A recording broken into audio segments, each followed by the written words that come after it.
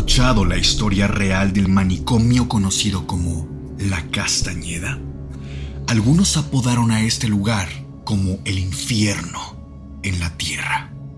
Quienes caminaban entre sus pasillos se consideraban personas peligrosas, dementes, psicópatas.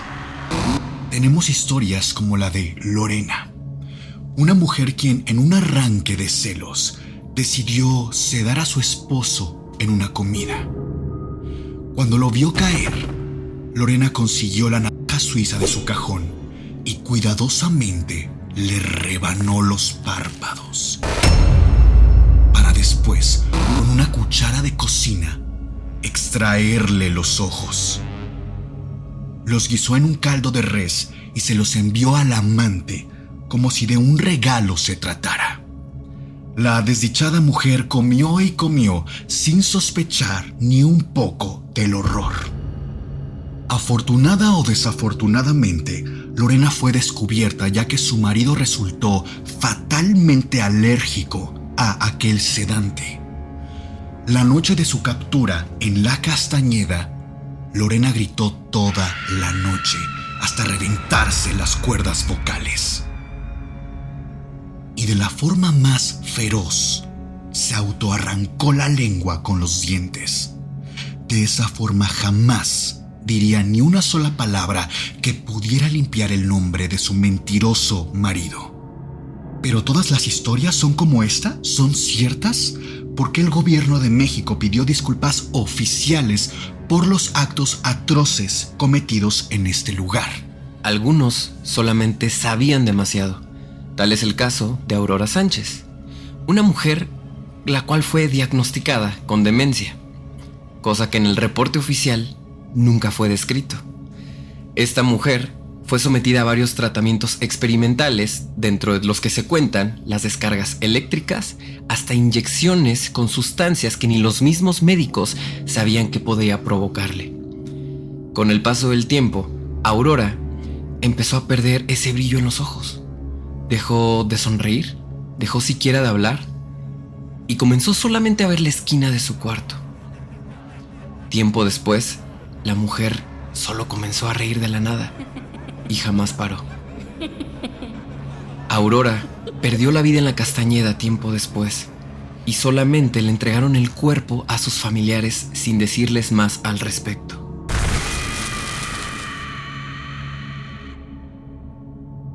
¿La Castañeda era realmente un hospital psiquiátrico o era un pretexto más del gobierno para experimentar con personas inocentes? Muy buenas noches, queridos antisuscriptores. Mi nombre es Sergio Bocanegra, su coanfitrión de este programa, y yo los invito a que se queden esta noche porque vamos a hablar acerca del tema de La Castañeda junto con mi querido Miguel Padilla, quien se encuentra detrás de este micrófono. Querido Miguel, ¿cómo te encuentras? ¿Cómo estás? Muy bien, uno de los temas más pedidos desde que empezamos el Anti-Podcast, o por lo menos del último año, sí que lo han pedido bastante. Es por eso que vamos a traerles una investigación completa, pero además vamos a hablar un poco sobre cuáles son los, pues sí, experimentos que la medicina hacía en aquellos días y que ahora nos parecen una completa y absoluta pesadilla. Abrimos así este espacio lleno de ciencia, libros, magia e historias de terror. Esto es el Anti-Podcast.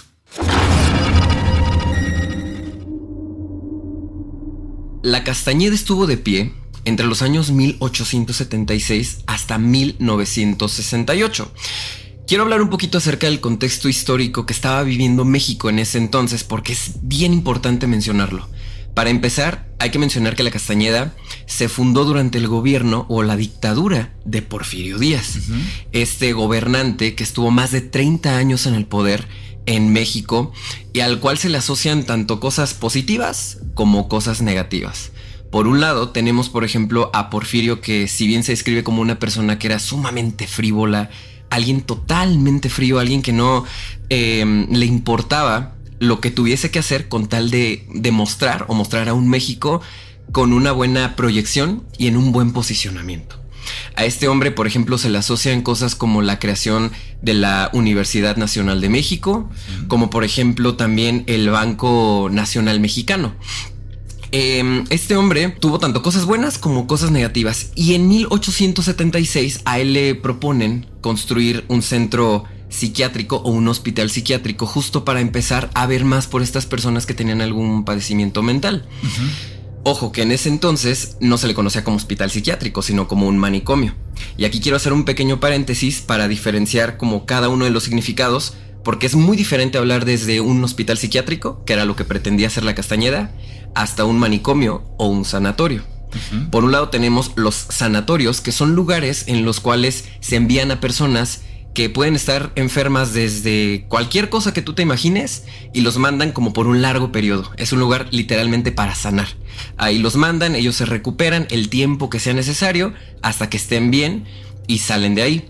Por otro lado tenemos el hospital psiquiátrico, que es un hospital en el cual meramente se envían personas con problemas de salud mental, ¿no? Que incluso están diagnosticados. Tenemos ahorita actualmente varios en México y en varios lugares o en varios estados, ¿no? En este lugar puede ser un tanto temporal, no necesariamente tienen que quedarse por mucho tiempo, sino puede ser tiempos específicos hasta por lo que por lo menos las personas se sientan mejor.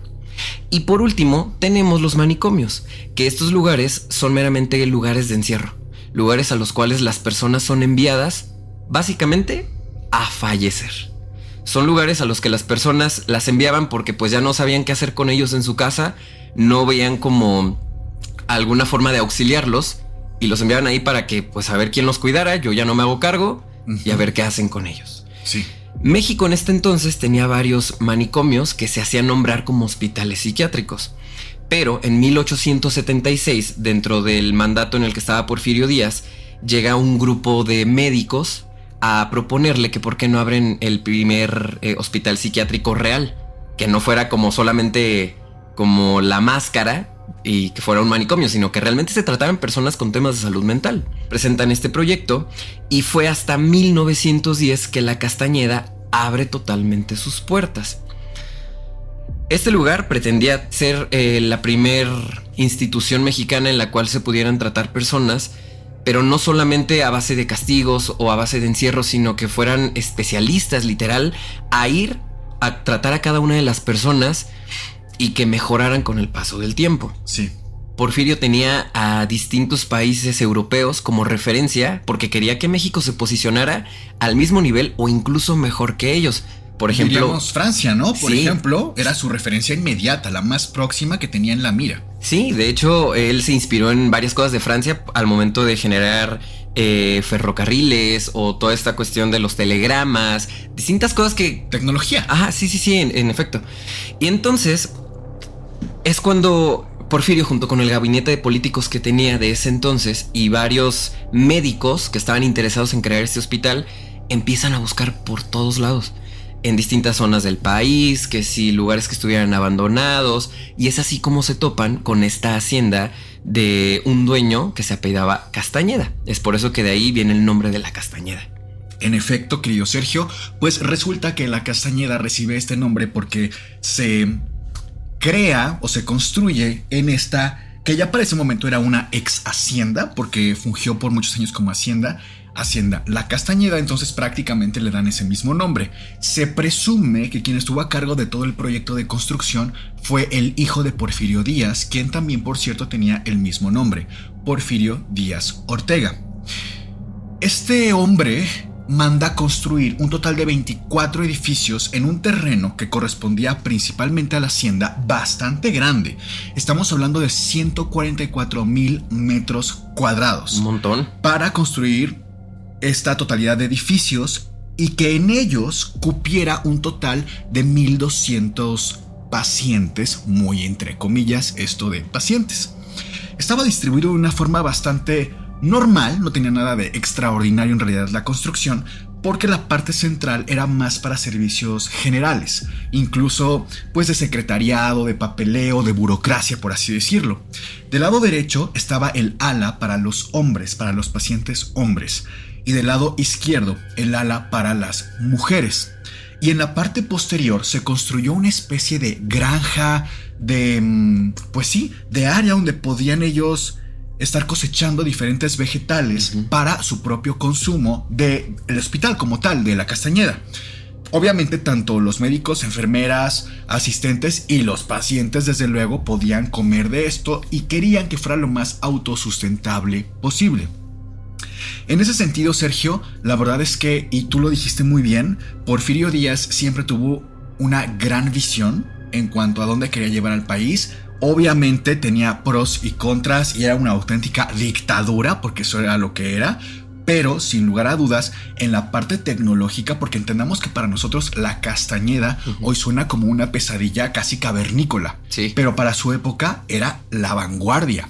Con decirles que el 1 de septiembre de 1910, que se inaugura la Castañeda, es que llegan diferentes personalidades de la época, la élite porfiriana, el gabinete presidencial, embajadores, acuden para toda la pompa y la fiesta que representaba el inicio de las fiestas del centenario de la independencia mexicana.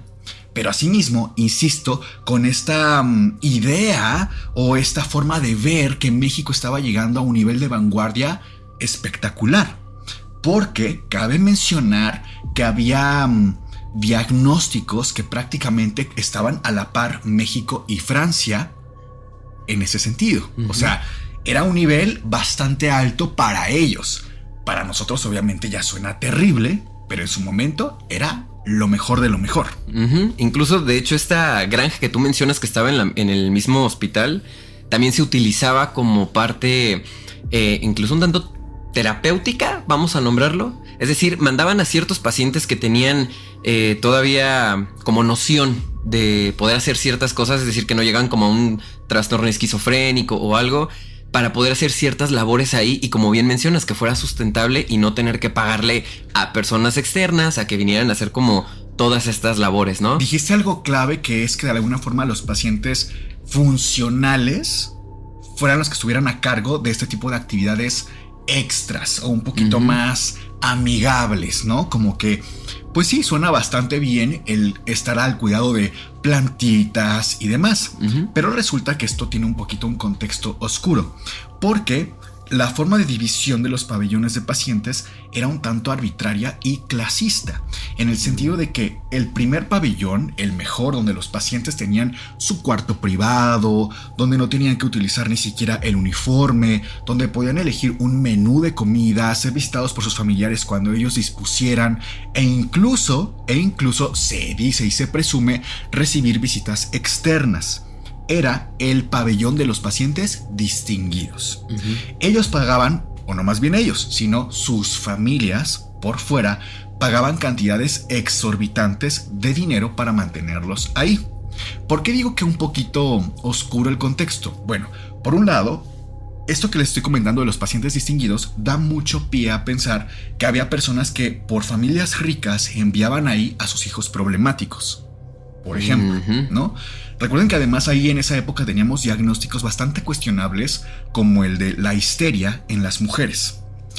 Después viene otro pabellón, que es el de los tranquilos A y luego los tranquilos B, que eran prácticamente los que ya no pagaban tanto o incluso eran indigentes en la categoría más baja, y obviamente eran quienes muchas veces estaban en peores condiciones en general, de limpieza, de salud y de castigos, porque claro que también presentaban castigos estos pacientes frente a un mal comportamiento. Pero entendamos que el mal comportamiento aquí era muy subjetivo, porque quienes peor se comportaban eran quienes en realidad necesitaban más ayuda, porque en efecto tenían un trastorno muy, muy serio. De hecho, y perdón por la expresión, pero había un ala o un pabellón que se le conocía como el de los imbéciles, según yo. Ah, sí, pero es que te voy a decir una cosa. No tienes que pedir disculpas, porque en realidad los imbéciles existían y aún existen, pero en aquellos días era literalmente un diagnóstico.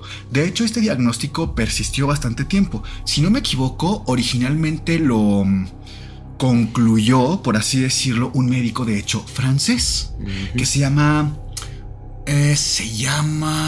Jean-Étienne Dominique Quartier. Jean-Étienne Dominique Esquirol. Y este hombre era un médico y psiquiatra quien en 1899 lanza este diagnóstico de ser imbécil, y significaba tener un grado de inteligencia moderada, o más bien de discapacidad funcional cognitiva moderada. Hoy en día, claro que este diagnóstico es sumamente con una connotación muy fuerte, muy negativa, y obviamente no lo utilizamos ningún médico. Yo me refería a otro tipo de... imbéciles. De personas. Otro tipo de personas. Pero concretamente era un diagnóstico, Sergio. Era un diagnóstico que, claro, hoy en día, insisto, ya no existe, pero en ese momento sí que lo era, y se hacía a través de saber qué tanto retraso cognitivo tenía la persona. Fíjate qué interesante, no sabía sobre todo esto. Y quisiera regresar un poquito al tema porque mencionaste algo muy importante sobre las fechas. Y es que en 1910, como mencionabas, fue cuando se hizo la apertura de este lugar.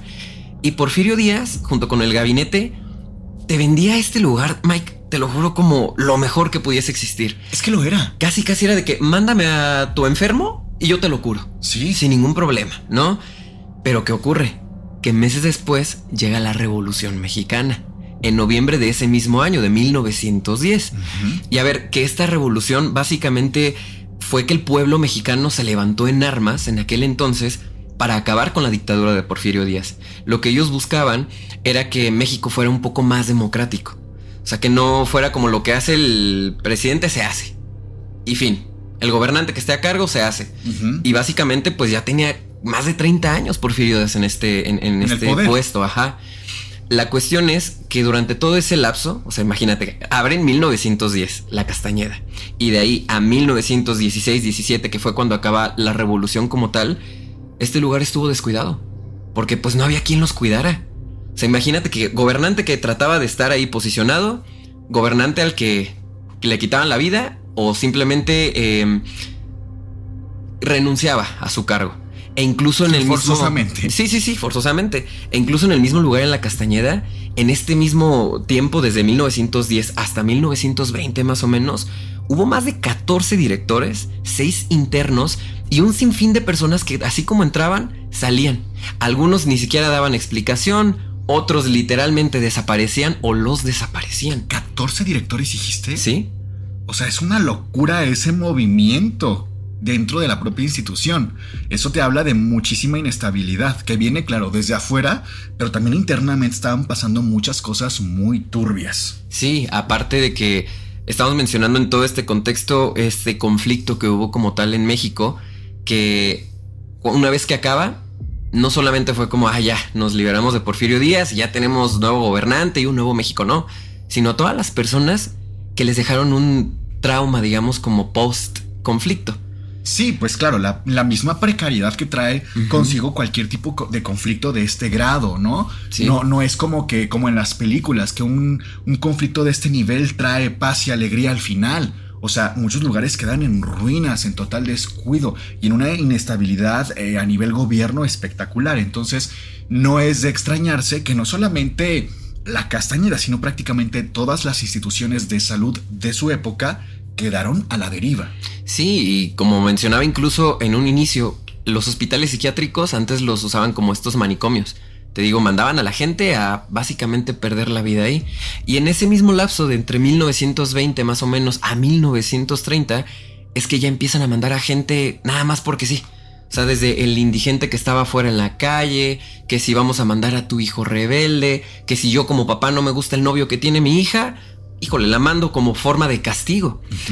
Esto añadiendo también a todo el sinfín de personas dentro de la política que también pues usaban a la Castañeda como un medio para silenciar a ciertas personas. Claro. Si veían a una persona como una amenaza, órale, te lanzo a la Castañeda. Y es que para entrar a este lugar, Mike, te lo juro y se los juro, antisuscriptores, que a mí me parece increíble porque tú dijeras es un proceso larguísimo o que tomaba tiempo para poder internar a una persona en este lugar, y la realidad es que no. O sea, tú para entrar a la Castañeda necesitabas solamente 2 cosas. Uno, que era básicamente una receta médica firmada por quién sabe quién, que dijera, sí, esta persona tiene un trastorno mental. Fin. Tú llegabas a la Castañeda y en este lugar había un experto que se encargaba de diagnosticarte. Y lo digo muy entre comillas porque sus diagnósticos eran de, sí, te veo muy loco, vale, pues te voy a los tranquilos B. No te veo tan loco, te mando a los tranquilos A, a los tranquilos B. Sí. Te veo como que no estás muy atento, pues vas a la sala de los imbéciles. Entonces ya era como un conflicto muy caótico, vamos a decir, a nivel de que la gente mandaba la persona que quisiera. Sí, se inició una cacería de brujas con respecto a la Castañeda, ¿no? De hecho, traigo aquí en mi celular, mira, una lista de los por qué podrías haber sido enviado a la Castañeda. Ok. Me parece, para empezar, algo bien tonto, porque escuchen esto, Una de las razones es intoxicación. Vete a saber por qué, lo dejaban en la incógnita. Rebeldía. Gente enferma en general. Gente con apetito sexual. Indigentes. Enajenación moral. Enajenación mental. Si tu hijo tiene un novio que a ti no te parece, lo puedes enviar. Entre otras cosas más, o sea, imagínate, son algunas de las razones por las cuales tú podías enviar a la gente. ¿Qué? Ustedes saben que todos los que estamos aquí iríamos a la Castañeda. Pero, o sea, no se te hace muy tonto. Incluidos ustedes. ¿No se te hace tonto realmente el por qué podrías haber sido enviado? Ni siquiera hablamos de un diagnóstico, no había un experto como tal que te dijera: tú tienes que ir a la Castañeda porque tienes depresión, tienes ansiedad, tienes esquizofrenia, tienes lo que tú quieras. Nadie lo diagnosticaba, solo era porque me caes mal, incluso te puedo mandar ahí solo con una simple receta médica. Mira, no es por defender a los médicos o a mi gremio, pero también creo que vale la pena decir que la salud mental es algo que apenas estamos normalizando hoy en nuestra época. Entonces, incluso hoy la gente que dice voy al psicólogo no sabe a qué psicólogo ir y piensa que todos son iguales. O sea, todavía seguimos con mucho rezago en cuanto a saber cuál es la salud mental o a partir de dónde podemos cuidar la salud mental que tenga fundamento y evidencia científica. Hoy en día, donde ya todo el mundo tiene una computadora y sabe buscar en Google o en cualquier otro buscador evidencia científica de psicología, y no lo hacemos. Entonces, en aquella época, imagínate, no tenías ni dónde buscar. Claro. Por lo cual tú veías a alguien con bata que decía esta persona está loca. Pues evidentemente le creías, era una autoridad de primerísimo nivel. Sí. Hoy en día ya no es así, afortunadamente, pero además yo insisto en que en su momento, y yo les decía, este diagnóstico de 1899 de Jean Etienne de ser imbécil, 1899, estamos hablando de que prácticamente a los 10 años, 10, 11 años, ya en la Castañeda había un pabellón para esto. A pesar de la distancia y que no es lo mismo hoy como se lanza un diagnóstico y nos llega hoy en segundos. Rápido, claro. Rápido. En su época no era así. Entonces yo sí comprendo un poco, no lo justifico, pero entiendo la parte de... el contexto en el que se vivía. Es que sí, Sergio. Por ejemplo, a mí algo que me hace demasiado ruido hoy en día es los tratamientos, el nivel de crueldad con el cual se manejaban los diferentes tratamientos. Por decirte, la convulsoterapia. Esta era pues una terapia literalmente a partir principalmente, pero no únicamente, de choques eléctricos, porque resulta que en Italia igual te digo, y como bien dijiste, Europa es tomada como referencia por Porfirio para muchas cosas, pero principalmente para tecnología.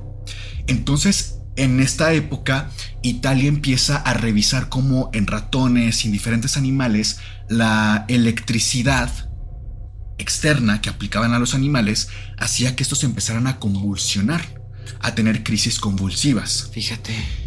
Al mismo tiempo, las neurociencias estaban totalmente en pañales, se iba iniciando, y entonces se estaba concluyendo que en el cerebro, en efecto, había actividad eléctrica. Hoy claro que lo sabemos, que tenemos un movimiento de sodio, de potasio, que genera un potencial de acción, que tenemos cierto microvoltaje en el cerebro, pero en aquellos días era algo un poco casi que intuitivo. Entonces, estos científicos empiezan a plantearse la idea de aplicar grandes cantidades de energía eléctrica, descargas eléctricas en el humano, para hacer que la actividad eléctrica del cerebro se reseteara, haz de cuenta. Y entonces, claro, las enfermedades que tuviera el cerebro también se reinician, desaparecían incluso, como prácticamente cuando una televisión no te funciona y la desconectas y la vuelves a conectar y ya te agarra mejor señal. O sea, ese era un poquito el por qué. Claro que se dieron cuenta después, y mucho después en realidad, que esto era demasiado poco conveniente, en el sentido en el que tenía secuelas que podían ser incluso fatales, causar pérdidas de memoria, que podían ser parciales o de mayor grado. Se dieron cuenta que causaba muchos efectos adversos, pero además después viene la terapia tomada, los antipsicóticos por ejemplo, en donde era mucho más práctico. Deja tú la parte de incluso de la crueldad. Es que es más práctico amarrar a una persona contra su voluntad y gritando y aplicar electricidad, o dar una pastillita. O sea, no vas a comparar. Claro. ¿Sí? Los costos igual. Estamos hablando de dos mundos muy separados. Pero también tenemos que recordar que la medicina tiene que ser humilde. Tiene que ser humilde por nuestros antecedentes. Por decirles, las lobotomías. ¿Has escuchado de esto? ¿Te suena un poquito? Es cuando abren la cabeza de las personas, ¿no? Y extirpan un pedazo de su cerebro. Pues por así decirlo, les platico brevemente. Imagínense ustedes que les agarran del cuello y les levantan el párpado lo más que se pudiera para descubrir la parte superior de su globo ocular e incluso el tejido que tenemos por arriba. Y entonces, con un cincel que más o menos pues de este tamaño, se clavaba en el ojo, bueno, en la parte superior de la cuenca del ojo, y se hacía un movimiento para llegar hasta el cerebro y que en la parte que parecía un picayelo, si ustedes ven las imágenes, parece un picayelo, se empiezan a hacer movimientos para romper las conexiones neuronales. Ay. Y entonces ya se sacaba. Había otra forma que era a nivel transcraneal, pero esta era menos común. No por otra razón, sino porque era, insisto, mucho más fácil y práctico el hacerlo a través del ojo, aunque esto fuera muchísimo más doloroso incluso, y obviamente nada eficiente, que abrir un agujero a nivel craneal. Y entonces esto ya se sacaba, y por supuesto que las personas quedaban con daños permanentes, porque estamos hablando de un daño directo, sobre todo en el lóbulo frontal, que esto tenía daño a nivel de la personalidad, de la memoria, del juicio, etc. Y se practicaron muchísimas. Estoy hablando, ojo, aquí les doy otra referencia, ni siquiera de México, de primer mundo, ponle tú. En Reino Unido, entre 1940 a 1970, se le realizaron entre 20 a 25 mil lobotomías. El paciente más joven al cual se le hizo una lobotomía tenía solo 4 años de edad. No. Era un bebecito. Entonces imagínense la calidad de vida a la que sometieron estos médicos con la mejor intención, ponle tú. ¿Cómo quedaron cuántos pacientes? Entonces, por eso yo también siempre he dicho, los médicos tenemos que ser muy humildes porque hay mucha cola que nos pisen. Oye, y espera, antes de que sigas, perdón que te interrumpa. Quemando al gremio médico. No, o sea, me refiero y te iba a preguntar que ¿a poco ni un sedante les ponían a esta gente? No, sí ponían sedantes. Yo dije hacia la brava. Al final del día toma en cuenta que, a ver, es que también seamos realistas. Ajá. Porque claro que hay protocolos médicos, pero a ver, por decirte, tú vas ahorita a, no voy a decir nombres para no meterme en problemas, pero en un hospital donde atiendan mujeres embarazadas, ¿no? A todas realmente se les hace el protocolo tal cual para que tengan un parto digno, para que tengan un parto seguro. La verdad es que no, Sergio. La verdad, hoy. Entonces, así como asegurarte que a todos los pacientes, a los más de 20,000, tan solo en Reino Unido, se les dio un protocolo de anestesia, de no dolor, No, y también seamos muy honestos, el paciente psiquiátrico se le trató de la forma más indigna durante muchos años, claro, porque parte de las terapias más bien eran castigos. Las salas de aislamiento, por ejemplo, en donde los encerraban a veces por semanas, y el aislamiento social es lo más antinatural que podamos tener para el ser humano. Con decirles que se ha visto que parte de fortalecer al cerebro, hoy en día ya lo sabemos, es la socialización. Somos seres sociales. Y tú lo ves, una persona que se empieza a aislar, se deprime y se va para abajo. Yo sé que todos necesitamos ciertos momentos, eso lo entiendo. Estoy hablando de ya un extremo. Claro. De irte 7 semanas a un cuarto tú solo. O sea, ese nivel de aislamiento, ¿dónde te deja mentalmente? ¿Sí me explico? A eso me refiero. No, y aparte, como bien mencionabas, no es lo mismo hablar, por ejemplo, ahorita de la salud mental que en ese tiempo. O sea, en aquel entonces te trataban como un loco. Y era a lo que se referían a ti. Tu adjetivo era el loco. Ahí viene el loco. Ni siquiera como, ay, ahí viene el que tiene cierto diagnóstico de esto, de aquello. No, era ahí viene el loco. Y entonces a toda esta gente las llegaban a mandar.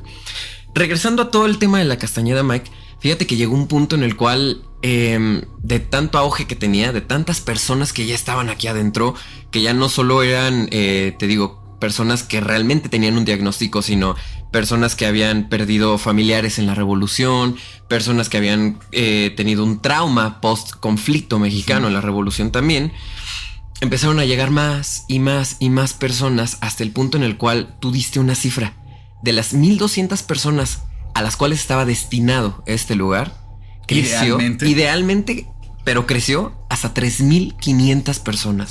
Eso ya es insalubre, es inhumano. Sí, o sea, incluso tú ves imágenes de aquel entonces donde las personas tenían que dormir incluso unas arriba de otras. Ya ni siquiera tenían camas como las cuales poder dormir. Dormían en el piso, dormían arriba de los fierros, etc. Incluso hay una cifra que, si no mal recuerdo, es del 45% de las personas que estaban dentro que no tenían como tal un diagnóstico psiquiátrico, sino eran por circunstancias desconocidas. E incluso en el informe oficial decía eso, circunstancias desconocidas. O sea, ¿cómo te quedas si te digo que este lugar en sus 50 años de producción, vamos a decir, o que estuvo de pie, hubo más de 50,000 registros de personas que pasaron por la Castañeda? Algunos que se quedaron, otros que tal cual entraron y salieron. Otros que no sobrevivieron. Exactamente. E incluso un punto que quiero retomar desde hace ratito. Este lugar sobrevive a partir de que termina la Revolución Mexicana hasta su último día que estuvo de pie, básicamente pues por puros donativos, por políticos que donaban dinero. Y yo sé que a lo mejor y suena muy bonito, ¿no? De que, ay, qué padre que donen dinero. No. Mandaron a alguien. Mandaban gente. Y claro, era con el afán de, ok, silenciame a esta persona que acaba de hablar de mí, o incluso a esta mujer que yo embaracé y decide no tener a su cría. Sí, y las mandaban ahí. Y era de, pues, a ver qué haces con ella. Yo te lanzo una cantidad de dinero y yo te sigo aportando a la Castañeda, a este hospital. Hay unos relatos que igual les podemos poner al final, les podemos leer, que tal cual los pueden encontrar, que no se sabe en realidad si son reales o no al 100%, porque a mi punto de vista un poquito hay tela de juicio, pero algunos de estos relatos, hay uno en específico que habla de una mujer embarazada que estuvo en la Castañeda. Hay otros relatos que la verdad es que están de terror, porque, a ver, si bien yo un poco estoy defendiendo no cómo se trataba a los pacientes, sino entendiendo el contexto, como bien dijiste, la verdad es que era una auténtica pesadilla estar ahí. Los gritos, las terapias de choque, los aislamientos tan grandes, el ver que no tenías ni la dignidad de ir al baño sin que te estuvieran viendo otras 4, 5, 6 o más personas. O sea, ¿dónde queda la dignidad ahí del paciente? Además, si ya eran pacientes, ponle tú, con un diagnóstico real, por muy bien que nos fuera incluso, ¿dónde los iba a dejar? O sea, iban a salir 30 veces peor de cómo entraron. Claro. Si es que, insisto, tenían un diagnóstico. Y si no lo tenían, iban a salir con uno. Porque aparte, imagínate, de las 3,500 personas, ¿en dónde las asignas? O sea, ya ni siquiera era como un protocolo que tenían que seguir las personas de, si tú vas al pabellón A o al pabellón B. No, pues ya en donde caigan, métanlos, aviéntenlos. ¿Y tú crees, honestamente, que eso no lo sabían? O sea, a mi punto de vista, si estamos hablando un poco de que Porfirio, visionario, tenía de referencia países europeos, pero la verdad es que él sabía la inestabilidad que se le podía venir políticamente. O sea, de alguna forma la Castañeda iba a ser su calabozo. Iba a ser su calabozo en donde tantas personas iban a caer. Y en donde seguramente, porque eso no lo sabemos, si hubiera un análisis de las posturas que tenían estas personas en la Castañeda, más allá de diagnósticos, hubiéramos encontrado que hubieran sido antiporfiristas. O sea, es casi seguro, Sergio. No tenemos un antecedente nosotros real, pero lo que les dije al inicio del episodio es totalmente cierto. Ustedes pueden verificar en páginas del gobierno mexicano que se piden disculpas oficiales por los hechos ocurridos en la Castañeda. O sea, incluso... Y se sabe cuánto no pasó que no se sabe. Cuánto no pasó que no se sabe en esta institución. O sea, era el hospital del terror.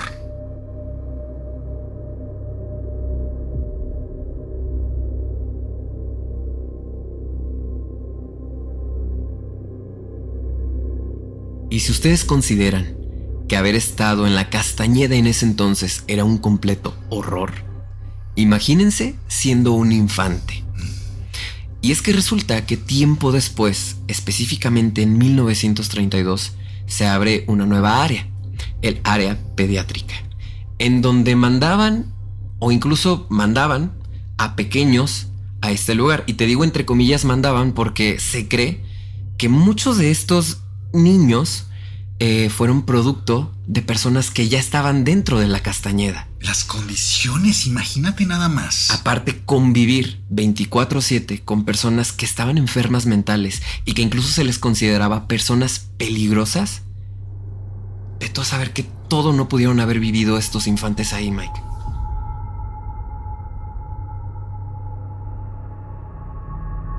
Pasa el tiempo y para 1968 el gobierno ya no ve claro qué hacer con este lugar, y es así que deciden derrumbarlo. Hasta la fecha se conserva parte de este lugar, de esta institución, ya no en el mismo lugar, en esta hacienda, sino que lo transportaron. De hecho fue comprada por un arquitecto muy famoso de México. Se llevó todo este cuarto, por así decirlo, o parte de la Castañeda a un nuevo lugar, que incluso actualmente se usa como set para distintos medios, ¿no?, de comunicación. Sí, películas. Y todo ese tipo de cosas. Entonces, yo no sé, yo quisiera escuchar aquí opiniones hasta el momento tuyas sobre la Castañeda. ¿Qué nos puedes decir? ¿Con qué te quedas de todo esto? ¿Y qué les puedes compartir a la gente? Pues comentar a lo mejor para cerrar ahí lo que estás diciendo de el 68, lo que estaba también por venir, ¿no? Lo de Tlatelolco. Claro. Que esperamos tal vez hablar de eso en algún episodio futuro, pero fue un episodio durísimo y muy, muy oscuro de nuestro país, que eso es otra historia de terror. Realmente otra historia real de terror. Yo la verdad es que no tengo nada nuevo que aportar que no haya dicho hasta el momento. Simple y sencillamente entender los contextos de lo que pasó sin justificar los actos realmente atroces que se han perpetuado en nombre de la salud, en nombre de la ciencia. Entonces seamos muy juiciosos al tocar este tipo de temas. Y no nada más con la Castañeda, sino en general. Hemos hablado de Mengele, por ejemplo, que combinaba partes de pequeñitos con animales, de gemelos con un mono, con un perro. O sea, de verdad, ahí, por ejemplo, sí considero que no era un tema, Sergio, de vanguardia, de ciencia siquiera. Esto era realmente un nivel de daño, de crueldad enfermizo. ¿Sí? Ahí lo pongo sobre la mesa un poquito para tener en contexto una cosa con la otra. Porque en realidad hoy la medicina tiene muchos protocolos para tratar bien al paciente, y aún así todos sabemos y hemos conocido esta historia de algún médico que trata mal en algún servicio a una persona, hasta en el medio privado. O sea, cuando la gente paga.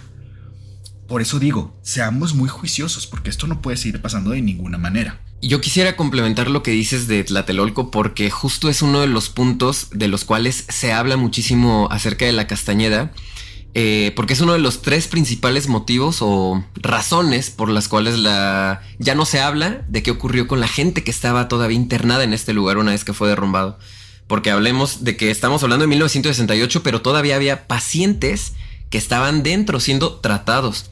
Entonces se habla que por un lado o fueron reubicados en otros hospitales psiquiátricos alrededor del país, o simplemente fueron abandonados en la calle, y que en la época de los 70s la mayoría de los indigentes, porque era aparte un sector que estaba creciendo muchísimo, los indigentes en la Ciudad de México, se dice que fueron parte de la Castañeda y que son personas que fueron abandonadas a la suerte y a ver qué ocurría con ellos. Y el tercer punto es justo lo que mencionas de Tlatelolco, que fue como un evento un tanto social y que fue un encubrimiento como para quitarle la vida a muchos de estos pacientes de la Castañeda y adjudicarlos a este evento. Fíjate, o sea, eso no lo sabía. Sí, se cree que muchos de estos pacientes les quitaron la vida, llevan sus cuerpos a esta plaza y los avientan ahí, como para decir, fueron parte de este trágico suceso que ocurrió en Tlatelolco, y los dejaron ahí botados para fingir que ahí fue donde perdieron realmente la vida. Que eso es una teoría, ¿no? Sí, ¿O sí, está sí. confirmado? No, es una de las teorías, pero de las que ok. más se hablan dentro de este caso de la Y que castañeda. pudiera hacer sentido hasta cierto punto, porque también estar cazando, entre comillas, a los expacientes de la Castañeda, creo que hubiera sido algo complicado incluso hoy en día, mucho más en aquellos días, en el 68, pero pues probablemente también. Y fue también una especie de limpieza. Sí. El 68, lo de Tlatelolco, porque venían los Juegos Olímpicos. Exactamente. O sea, si se fijan, era como una constante, pues sí, limpieza social, porque hay una palabra que empieza con PURGA, que no podemos obviamente decir aquí, pero era eso. Para fines prácticos era eso. Y pues, ¿te parece bien, querido Sergio? Damos oportunidad a que la gente nos escriba sus comentarios de este episodio y quizá si tienen algún otro tema que les interesa que toquemos aquí en el Antipodcast, no sin antes recordarles que pueden ver episodios exclusivos para miembros pulsando el botón que dice unirme, que aparece debajo de nosotros en este momento y de cualquiera de nuestros episodios. Tenemos, por ejemplo, la verdadera historia de la princesa Anastasia y qué tiene que ver con este brujo hechicero Rasputín. Tenemos el episodio de Sirenas, donde Sergio nos trae una investigación completa con supuestas evidencias y avistamientos de sirenas. Tenemos también relatos de un sobreviviente del gran exterminio y mucho más. Y muy próximamente estrenamos nuestro primer curso de la Antiacademia, o a ver cómo le ponemos, de filosofía para principiantes. De hecho, yo ya te veo con todo el outfit, de venir a estudiar. Oye, siempre vengo así. Pues es que de la secundaria. De la secu general. Qué mala onda, qué mala onda. Pero bueno, vamos a despedirnos con las invocaciones, querido amigo. Recuerden que si quieren sus invocaciones, solamente deben escribirnos cualquier comentario preferente en el último video que ustedes hayan visto. Y obviamente nos va a aparecer sí y solo si son miembros del Antipodcast. Mira, yo quiero empezar con esta persona que tiene un nombre larguísimo. Dice Estadística, Conceptos y Aplic 5786, quien es miembro Caldero Mágico, lo dije muy bien a la primera. De todos los santos. Amén. Y dice, qué felicidad recibir esta notificación. Los amo. A todos tres y a toda esta maravillosa comunidad. O supongo que a los tres. Sí. Muchísimas gracias. Te mandamos un besote. Y tengo también a Mari Saful, quien es miembro Caldero Mágico, que dice, chicos, me encanta cada episodio, son lo mejor de trabajar el sábado en la noche. Solo escuchar el nuevo episodio hace que valga la pena venir a trabajar. Gracias por el esfuerzo que le ponen a cada tema. Estaría chévere un episodio de las clavículas de Salomón. Les mando un fuerte abrazote. Queda anotado las clavículas de Salomón para un futuro. Va que va. Invoco a Cam Cami, quien es miembro Escoba Voladora, y dice, interesantísimo el tema de esta semana, me encantó, y hermoso final también, terminé en risas y risas, los amo, me emocionó mucho la idea de las regrabaciones como dijo Mike, y desde ya estoy esperando con muchas ansias los futuros cursos, muchas gracias. Por último, me gustaría que hablen en algún momento sobre acontecimientos interesantes como la danza de la fiebre, la coreomanía o baile de San Vito, creo que ya lo hemos mencionado pero no hemos hecho un caso al respecto, y o casos interesantes y misteriosos de este tipo. Los amo mucho, Sergio, Fer y Miguel. Un abrazo grande desde Argentina. Saludos, Cam. Y nos anotamos lo que nos pides. Y también recordarles que los cursos que saquemos van a estar disponibles para miembros sin importar qué tipo de miembros sean. Fantasma, calabaza, caldero o escoba voladora. Todos ustedes van a tener acceso sin importar de qué nivel de miembro sean. También invoco a Agustín Narce 5748, que se nos cortó aquí el comentario, pero esperamos rescatarlo, y dice: hola, soy un nuevo antisuscriptor, me encantan los episodios y todos los domingos espero para uno. Voy a inventarme, ¿ok? Para uno nuevo, los quiero mucho, Miguel, Sergio. Son los mejores, Miguel, alegran mi día. Abajo todos los otros podcasts, arriba el Antipodcast. Y ahorita mismo comparto el video en todas mis redes sociales, los amo mucho. Para ustedes. ¿Te parece? Ok, me parece muy bien. Yo quiero también mencionar de este lado a x-esme.x, quien es miembro Caldero, y dice: hola Sergio, Fer y Miguel, por fin un sábado más con un gran episodio. Este es mi primer vez pidiendo un antisaludo, espero me lean. Ya llevo tiempo aquí y me encanta escucharlos después de una mañana de trabajo. Los quiero y cuídense mucho. Tengo a Alejandra Briones Díaz 8318, quien es miembro Escoba Voladora, y menciona: ya no puedo esperar por escuchar los cursos que tienen preparados. Gracias por brindarnos siempre lo mejor. Antisaludos y antiabrazos para los tres. Oigan, para este momento ya tenemos la intro, ¿no? ¿Sí? ¿Qué les pareció? ¿Les gustó? ¿No les gustó? ¿Intro vieja? ¿Intro buena? Sí, la intro. O sea, sí, que ¿y tú? ¿Y yo ¿qué? qué intro? Y yo, pero sí ya estará. Bueno, esperemos que sí. Si no, pues disculpen ustedes, Ahí ya la les quemé la esperan, ¿no? sorpresa. Ahí le cortan esto en edición. Pero bueno, invoco a Ana Sofía Durango Gómez, 4239, quien es miembro Calabaza, y dice: me encanta el capítulo. Casi me desmayo del susto, ya que me estaba quedando dormida. Es que también ustedes a qué le juegan. Imagínense, yo en la noche todo apagado y el diablo vino. Ay. Qué valientes. Qué valientes, ¿eh? Me encantaría que me saludaran. Los quiero mucho, Sergio, Fer y Miguel. Saludos a Ana Sofía Durango Gómez, para donde quiera que estés. También invoco a Natalia Florentín, 5398, quien es miembro Caldero, y dice: apenas empieza el video, ya me dan el notición de que tendremos curso de filosofía aristotélica. Emocionada. Oigan, son bien ñoños. Ya Yo no puedo creer que nos emocionemos por un curso de Aristóteles, de verdad. Qué buena onda, qué buena onda. Ok. Amigo, faltan unas, ¿no? Sí, mira. Sí. Ok, ¿la lees? Lo leo. Pues ando caliente. Ahí va. Ahora. Dice. Bueno. Invoco a Lies. Ahí tírenle paro, ¿no? Lies. Sergio. ¿A qué? Lies. Sí, no es cierto. Hola, voto porque regraben los primeros videos, ahora con las personas correctas, y saquen new merch. Besos a los tres. Saludos. Oigan, 20 respuestas. Yo quiero saber ahí qué se comentó.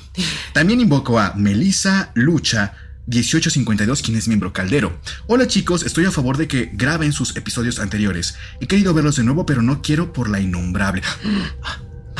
Me encantó este episodio. Te van a partir tu mandarín. No. Me encantó este episodio. Espero con ansias el curso que vayan a impartir de filosofía. Yo ya estoy enamorado de los suscriptores. Ya me quedó muy bien.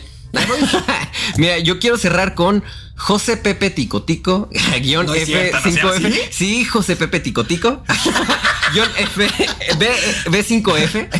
Me encantó tu nombre, ¿eh? Quien es miembro Escoba Voladora y dice: hola, saludos de Buenos Aires, Argentina. Antisaludos con mi esposa, diosa todopoderosa. Somos miembros y esperamos. Me encantó cómo presume su esposa, ¿eh? Deja tú de eso. José Pepe Ticotico. José Pepe Ticotico. A ver, dilo 3 veces rápido. José Pepe Ticotico, José Pepe Ticotico, José Pepe Ticotico. A ver. Yo ni lo voy a intentar. Bueno, un saludo para él y para su esposa diosa todopoderosa. Dice: esperamos algo del rey Salomón y sus demonios. Esperamos sus saludos, buenas pesadillas. Muchas gracias. Ándale. Fin, dice. Te queremos a ti y también a tu esposa todopoderosa. Dios nos la bendiga. Sí. Y por último quiero cerrar con Alison Fer 549, quien también es miembro Escoba Voladora, y dice: otro gran episodio, gracias por tanto. Son parte de mi fin de semana. Adoro descansar mientras veo sus videos. ¿A poco la gente descansa asustada? Pues fíjate que yo he escuchado de muchachas que les gusta maquillarse con videos de los que sale Fer, que cuenta pues cosas criminalísticas. Es que la Fer relata bien padre. Sí, oye, sí, yo sé que sí, pero de que están ahí poniendo su pinturita y le quitaron un brazo que yo a veces siento que los antisuscriptores deberían ir a buscar ayuda. Sí. Los queremos mucho y pues bueno, esperamos verlos la siguiente semana. También, oye, ¿habrá que ver cómo le fue al episodio de la semana anterior? Tengo mucha curiosidad, pero en fin. Mucho amor. Gracias por vernos. Nosotros somos Sergio, Fer y Miguel y esto fue el Antipodcast. Les deseamos dulces pesadillas.